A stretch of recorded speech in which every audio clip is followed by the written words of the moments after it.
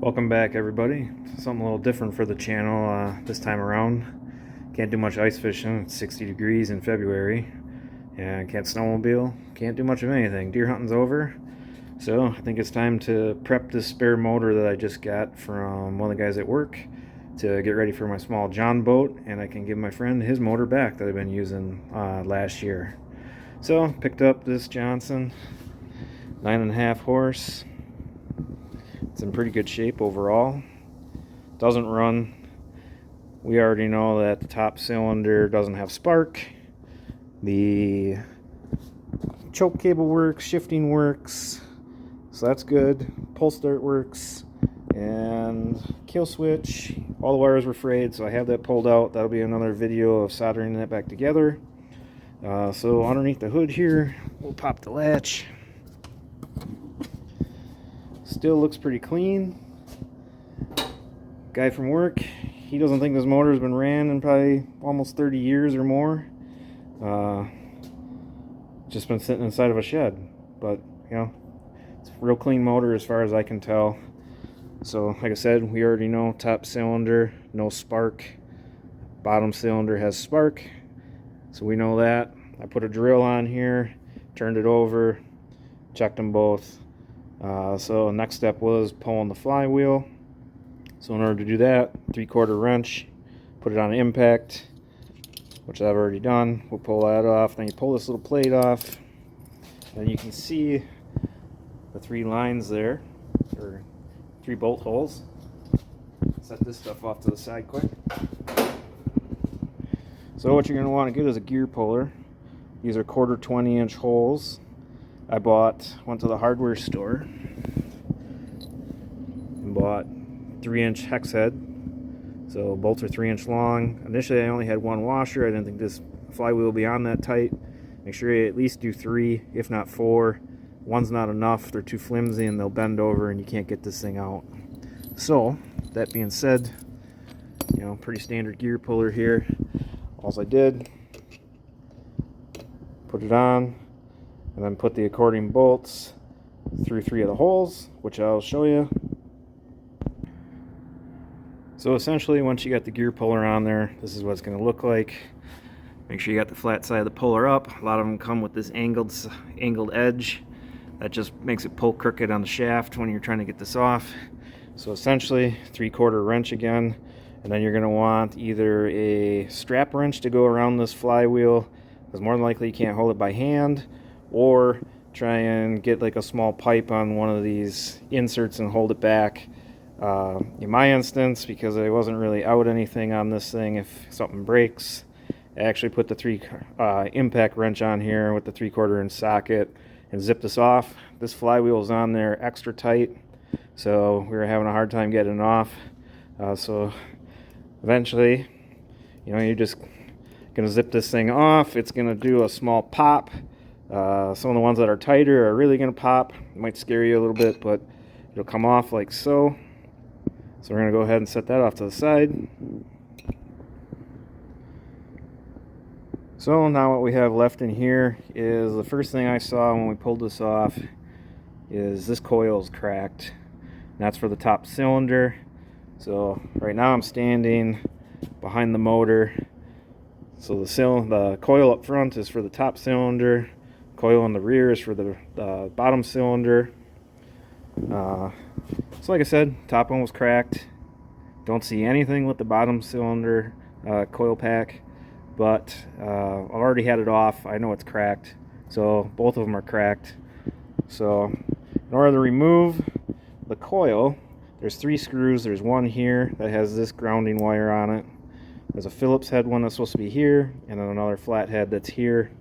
And then the green wire on this condenser and coil, or contact set, is for this cylinder here. So I took that green wire off. 3 screws are out. So then you go ahead and you can just wiggle that out of there. So on the bottom, now you can see where it was arcing. And you can see where it was arcing on the magneto there. So that's part of our problem with cylinder 1, or top cylinder. So then I have the bottom one is loose. What I didn't do, I left the green wire on this one for right now until I get the new coils. So finger tight, because all I had these. We'll take these 2 screws out. We'll get that off the wire. It'll come off. So then same thing, pull this one out of the spark plug wire in the boot. So now when I flipped this one over, that's when I finally saw the crack. So we're going to replace them both. And so last night I bought 2 new OMC coils off of eBay. And I also bought the coil setting locator tool off of eBay last night, so I can do this myself. So we're going to get that done first. Once we know that we've got spark, I'm going to clean the points, try and time it the best I can. I don't have the timing tool that's required to do it, but I should be able to get it pretty close. And then we're going to move on to the fuel system. So what we don't know is what condition the carburetor is in yet, or the fuel pump. I haven't tried. Wanted to get spark up here first before I moved on to fuel, but all relatively easy parts to work on. This is my first ever outboard that I've ever worked on in my life, so I credit YouTube and a bunch of guys on there with showing me how, some of this stuff had to be checked. But one other thing I did before I pulled that flywheel, which I forgot to mention, is I ohm tested these coils. So at each plug, you should be able to just ground your black on your electric meter, put your red inside the plug, and hit the spark plug wire end, and you should be at about either 3.3 or some 3.4 or 3.5-ish, and you'll know that you don't have a bad spark plug wire, and the coil checks out. So after you get your 3.3s roughly in that range on both of these wires, you still don't know for sure if the coils are bad, so you have to pull the flywheel, and then you can voltage test this green wire and this ground wire. On the new ones they're probably black. This is probably almost original here, but it should be just over 1 ohm, and I was got 0.8 on this one and 0.8 on this one. So there's some resistance, but they're not going into continuity on me. But I think that's because they're just cracked and they're not completely junk yet. But I was unable to find any information on that. But I'm gonna wait for those parts. They should be in next week, and then we'll come back and hopefully have spark and get into this fuel system and see if we can get this thing started. Well, so my parts came in for this motor finally. Got the 2 new coils. I already got them installed. So I did reuse the hardware, the flatheads that were with the old coils. The new bolts they sent me were too long and they were bottoming out. So I also purchased from eBay this coil spacing tool. So essentially what you do, put your new coils on, drop this tool over the top, and then you want to push your coil out as far into that tool as possible and tighten it down. You do that for both sides. And then when you go to take this tool back off, it's a pretty snug fit, so you kind of just rock it off of there. So I went ahead, I did all that. Did not replace spark plug wires on this. These look really good. So in the event that you were going to do new plug wires as well, you would have had to remove this magneto cover, which I think is a couple bolts on some of these brackets over here. Pull that out and then change your spark plug wires accordingly, because they run up underneath this magneto. So I was able to slip these new coils into the old boots and wiring, tighten them down. I've also checked the points for their gap, so they want 20 thousandths. So got this gap tool here. I'm at top dead center. I don't have the timing tool that goes on here, but there is it says top with a little line on it, so I'm assuming that's top, but essentially that'll open up your points, and then you're just going to take this tool. I'm just looking for kind of a snug fit. So that's good. So now we're going to temporarily put the flywheel on and see if we can get some spark on this plug here.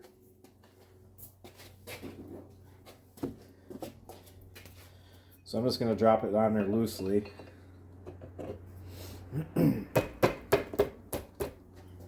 I won't be able to see the spark on that one when I pull this over, if it has any, but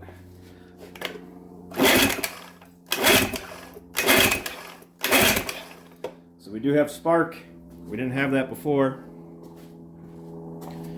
So I'm going to go ahead and attach this flywheel, bolt everything back down, then we're going to put the plugs back in and start diagnosing this fuel system here, see what we got going on, maybe see if we can't get it started yet today.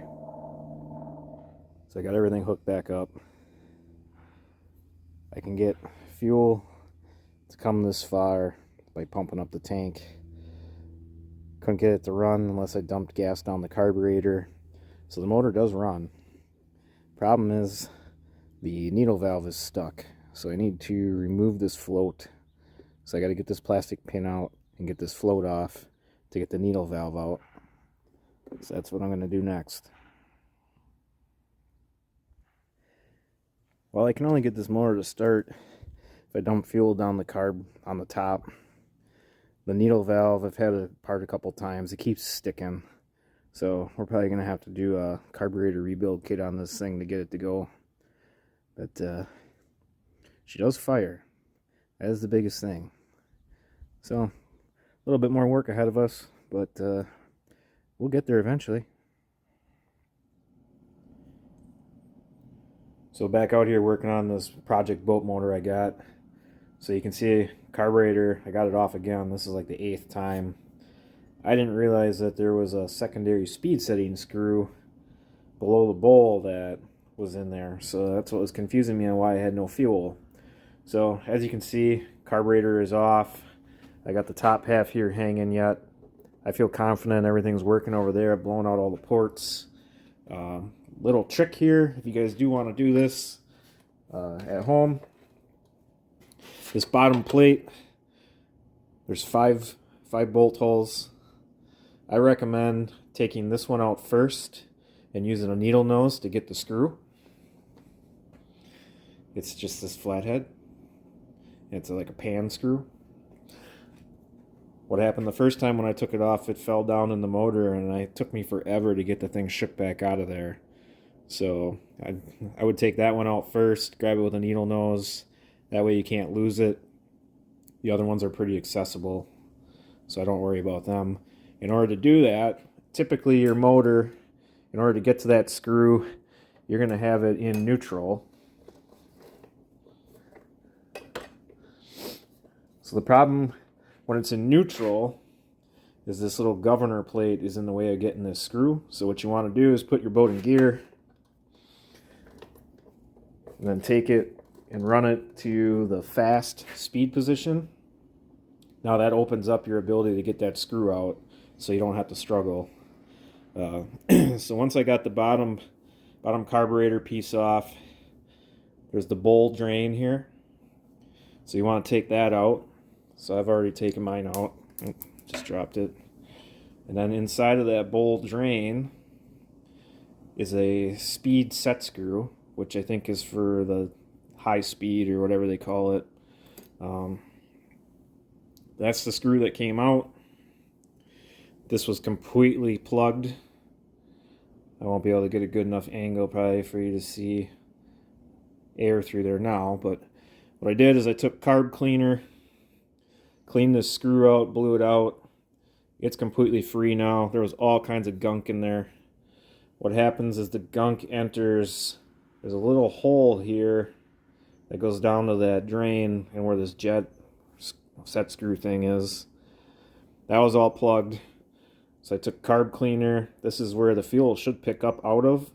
Shot from this way through first because I don't want to end up plugging up anything else on here, and I didn't want to end up getting gunk inside of this air vent right away. So shot through here, broke everything free. I had brake cleaner coming out this drain end, blew out the breather, so that was all free. Said clean the screw. So it's just a little flathead. So you need a flathead that can fit inside that hole, and then you can get this out. So I'm going to reassemble now and put this back together and try and start this thing and see if it can run on its own power. Carburetor, got that back together. It's all on. Fuel line hooked up. Choke cable back on. I'm going to fill the bucket full of water. And then I'm also going to run, for this first start, that lean switch about halfway between rich and lean. See what that gets me to get started. Alright guys, this is going to be the very first start on this motor in about 25 years. Let's see if it can do it.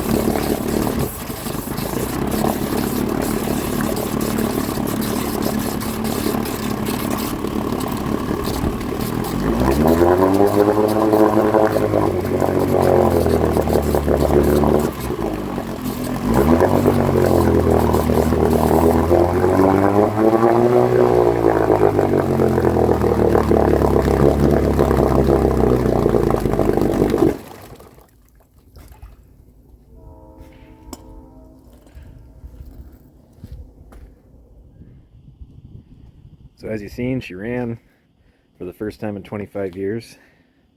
I like that. Got some other things to check into. I do have a carburetor rebuild kit that's coming in the mail. A bunch of carb cleaner, bucket to soak all the parts into also. That should all be here tomorrow. So we're going to soak that. It did have a little bit of stumble at the lower end. I was having a hard time getting full throttle without pulling the choke back out a little bit. So a little bit of tinkering with the fuel mixture yet. Now we're going to put her in the big bucket. Test forward and reverse, drive gears. I'm going to check the impeller and make sure there's no fishing line down there. Also going to go and pull these oil plugs and see if there's water or oil in them. Refill that with fresh oil and go from there. Thanks for watching.